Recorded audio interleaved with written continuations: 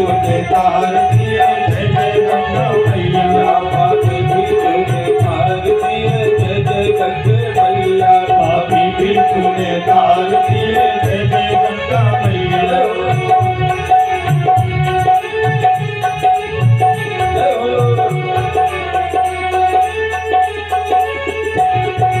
हरिद्वार की शोभा न्यारी निर्मल नीर बहिया। हरिद्वार की शोभा न्यारी निर्मल नीर बहिया। हरिद्वार की शोभा न्यारी निर्मल नीर बहिया। हरिद्वार की शोभा न्यारी निर्मल नीर बहिया। तीन तीन दो मन के मंदिर पार लगे तू मैया। तीन तीन दो मन के मंदिर पार लगे तू मैया। पापी भी भैया सब लोग ताली बजाते हुए। पापी भी तूने तार दिए, पापी भी तूने तार दिए, जय जय गंगा मैया। पापी भी तूने तार दिए, जय गंगा मैया। पापी भी तूने तार दिए, जय जय गंगा मैया। जय जय गंगे मैया, जय जय गंगे मैया। जय जय गंगे मैया, जय जय गंगे मैया। पापी भी तूने तार दिए, जय जय गंगे मैया। पापी भी तूने तार दिए, जय जय गंगा मैया। पापी भी तूने तार दिए, जय जय गंगे मैया। पापी भी तूने तार दिए, जय जय गंगा मैया। बोलिए भक्तवत्सल भगवान की जय हो।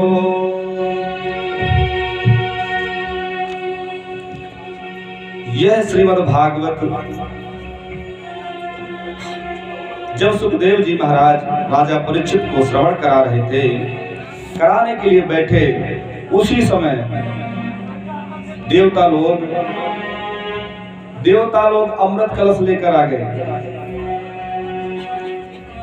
और कहते हैं, प्रभु गुरुदेव, इस राजा परीक्षित को मरने का भय है, इसलिए इसको यह अमृत पान करा दो और हमें यह श्रीमद् भागवत श्रवण करा दो।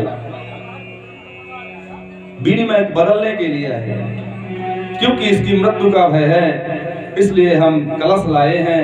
आप इनको पान कराकर मृत्यु भय से मुक्त कर दीजिए और हमें कथा अमृत पान करा दीजिए।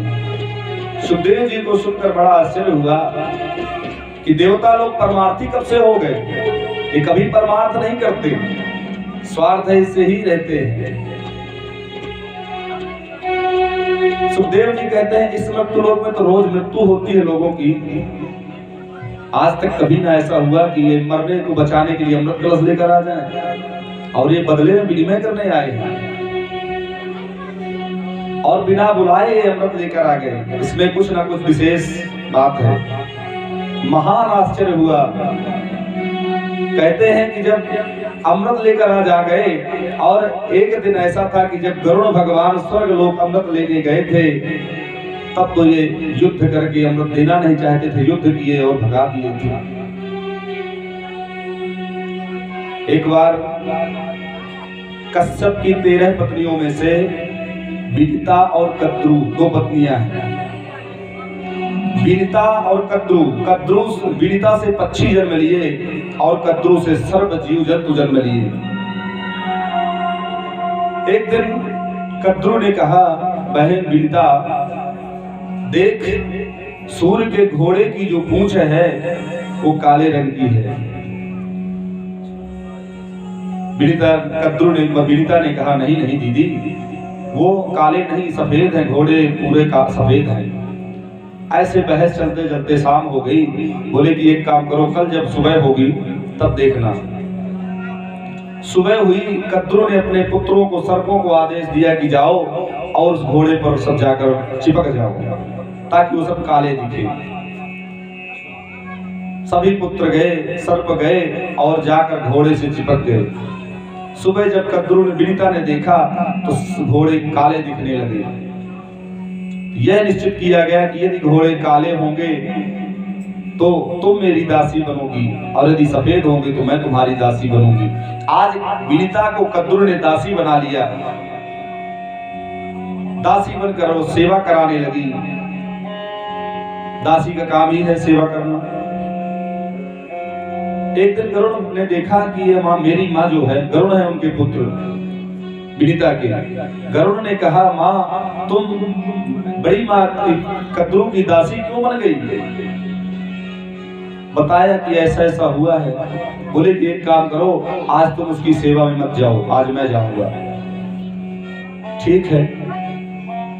गरुड़ भगवान सेवा में गए और जाकर सेवा किया और बोला, माँ ये बता, मेरी माँ को छुट्टी कैसे दोगी तुम?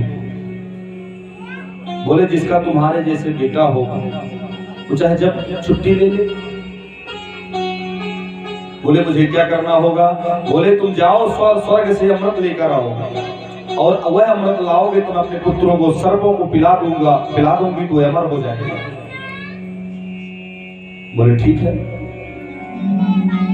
गरुड़ भगवान गए स्वर्गलोक और देवताओं से, इंद्र से बोला कि हमको अमृत दे दो। बोले कहे के लिए अमृत चाहिए? बोले सर्पों को अमर करने के लिए। मेरी बड़ी माँ कद्रू ने मांगा। बोला नहीं, अमृत नहीं मिलेगा। युद्ध हुआ, युद्ध में गरुड़ ने सबको पराजित किया और पराजित करके वह कलश लेकर चलने लगे। अमृत कलश लेकर चलने लगे। जैसे चलने लगे, देवराज कहते हैं गरुड़ रुको, यह कलश तुम ले जा रहे हो, यदि तुमने सर्पों को यह अमृत पिला दिया तो सृष्टि का विनाश हो जाएगा। एक काम करो, तुम ये कलश ले जाओ, लेकिन ले जाकर तुम ये कलश जाकर रख देना और अपनी कद्रू से, माँ से कह देना इस कलश को रात को इसी तरह रखा रहे और सुबह नहा धोकर अपने पुत्रों को सबको नहलाकर फिर इस अमृत का पान कराएगी। बोले ठीक है, मैं बाकी रात को अपना काम कर दूंगा। रात को गए इंद्र और उस कलश की जगह जहर का कलश रख दिया, अमृत कलश उलट उठा लाया। सुबह जब कद्रू उठी, अपने पुत्रों को स्नान कराई। स्नान कराने के बाद अब बढ़िया सबको कतार में लगाकर अमृत पान कराने के लिए वह कलश से जो भरा था उसको डाली। सभी सर्प पिए और पीकर वह जहर पी गए और जहर पीकर तड़प तड़प कर मर गए। जो बचे वो अपनी जीवा को कुसा में घिसने लगे, उसी से 2 जीव हो गए, सर्प की फट गई बीच से जीव और जहरीले हो गए। तो भगवान सुखदेव जी कहते हैं कि जब वह जहर अमृत लेने गए तब तो तुमने प्रेम से दिया नहीं, और यहाँ आज कलश लेकर कैसे आ गए? कुछ ना कुछ तो बात है। प्रपश्यामो वयं सर्वे श्रीमद्भागवतामृतम्। देवताओं ने यह प्रस्ताव तो सुखदेव जी से बड़ी जोर ये प्रस्ताव रखा तो सुखदेव जी महाराज बड़ी जोर से हंसे और बोले, अरे ठगियो, ठगने आए हो? तुम्हारे आते ही मैं समझ गया था कि कुछ गड़बड़ जरूर है। तुम तो जब दधीच बाबा के यहाँ गए तो उनकी हड्डियां लेने कर उनके प्राण ले लिए। तुम तो केवल स्वार्थी हो। स्वकार्य कुशलः सुरः। देवता अपने स्वकार्य स्वयं के कार्य के लिए बड़े कुशल है। और यदि आपके पास भी, हमारे पास भी स्वार्थी व्यक्ति अपने फायदे की ज्यादा बात करे ना तो समझ लेना कुछ गड़बड़ है। हमेशा सतर्क रहो। जिस स्वार्थ की बात करेगा वो हमारे ही फायदे की ज्यादा बात करेगा, अपने फायदे की नहीं करेगा। सुखदेव जी महाराज कहते हैं तुम लोग तुलना की तो भी कहे किससे की, कहां कांच कहां मणि। विनिमय तो बराबर की वस्तुओं से होता है, लेकिन इस अमृत, सुधामृत और कथामृत में बहुत बड़ा अंतर है। सुधामृत, अमृत को कांच का टुकड़ा कहा है सुखदेव जी महाराज, और इसको मणि कहा है। क्वा सुधा क्वा कथा लोके क्वा काचः क्वा मणिर्महान् ब्रह्मरातो विचार एवं तदा देवान् जहासः। क्वा सुधा क्वा कथा लोके, कहाँ तुम्हारा यह सुधा, कहाँ कथा। क्वा काचः क्वा मणि, कहाँ कांच का टुकड़ा और कहाँ मणि। इतना बड़ा अंतर। अभंतांश्चांश विज्ञाय नाददोषा कथामृतम् श्रीमद्भगवती वार्ता सुराणामपि दुर्लभम्। सुखदेव जी महाराज को अभक्त समझा और डांट कर भगा दिया। देवताओं को भगा दिया गया। यह दुर्लभ है देवताओं को। बड़े भाग्य मानुष तन पावा, असुर दुर्लभ सदग्रंथ ही गावा। ये बड़े भाग्य से मनुष्य तन मिलता है। देवता भी तरसते हैं इस मनुष्य तन को पाने के लिए, क्योंकि स्वर्ग में यह सुख नहीं मिलता। न भगवान की कथा करने को मिलता, न पूजा करने को मिलता, कुछ नहीं। वहां तो भोग करो, सुख भोगो, केवल वही है, बाकी कुछ नहीं।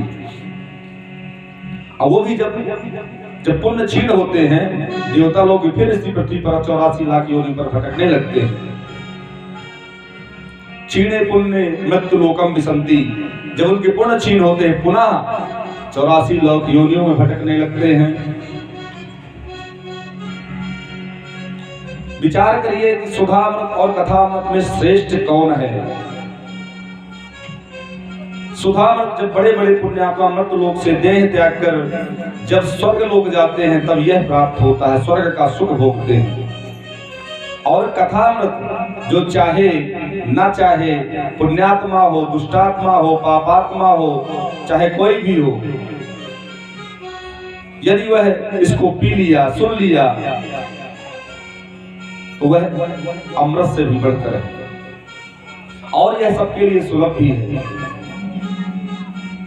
हे मानवः पापकृतस्तु सर्वदा, सदा दुराचार रता विमार्गगा, क्रोधाग्निदग्धा कुटिलाश्च कामिनः, सप्ताहयज्ञेन कलौ पुनन्दुते।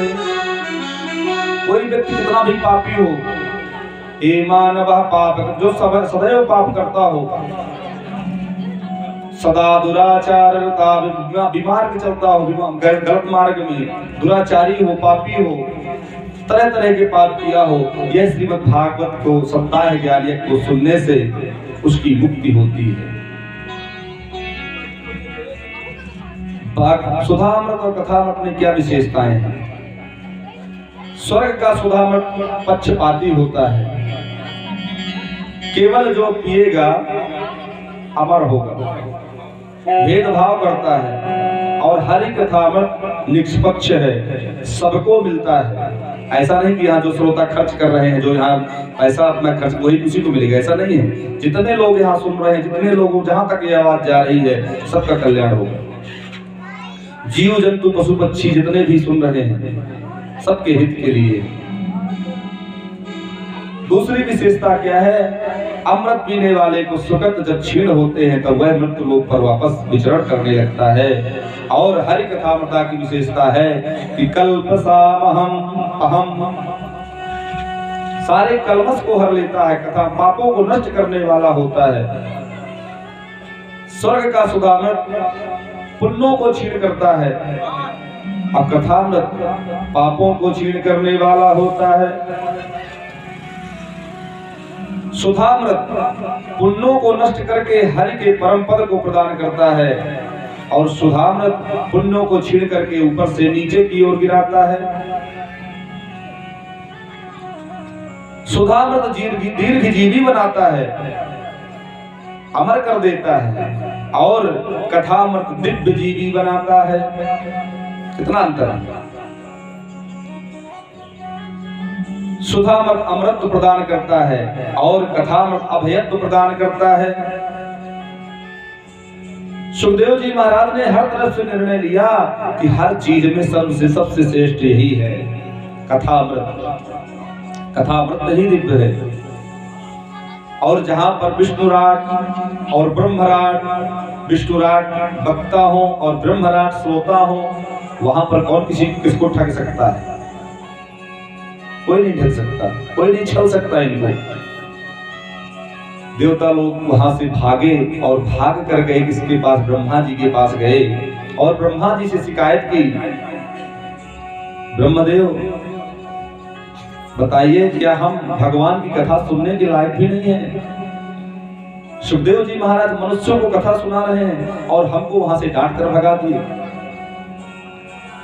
और इसकी तुलना कांच के टुकड़े के बराबर बता रहे हैं। ब्रह्मा जी ने कहा कि शांत रहो, रुक जाओ, अब 7 दिन पहले पूरा होने दो, देखते हैं उसका परिणाम कथा सुनने से राजा परीक्षित का क्या होता है। परिणाम देखने के बाद हम निर्णय लेंगे क्या करेंगे।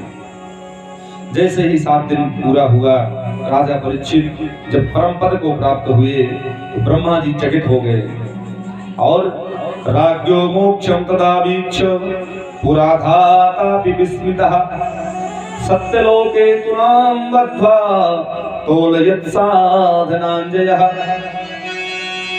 आश्चर्यचकित ब्रह्मा जी तराजू लेकर बैठ गए और तराजू पर तौलने लगे। तौल कर देखा, एक तरफ भागवत की कथा को भागवत को रखा गया और दूसरे पर अनेक धर्म शास्त्रों को रखा गया, दूसरे पर लेकर। तो क्या हुआ? लघुनन्यानि जातानि गौरवेण इदं महत् तदा ऋषिगणा सर्वे विस्मयं परमं ययुः। सभी विस्मित रह गए। यह श्रीमद् भागवत का पड़ला नीचे दब गया और सारे ग्रंथ का पड़ला ऊपर उठ गया। सभी देवता आश्चर्यचकित रह गए कि श्रीमद् भागवत की कथा तुलना अन्य धर्म शास्त्रों का पड़ला एकदम भारी है। तुरंत महात्माओं ने घोषणा कर दी कि मेन रे भगवत रूपम शास्त्रम भागवतम कलौ।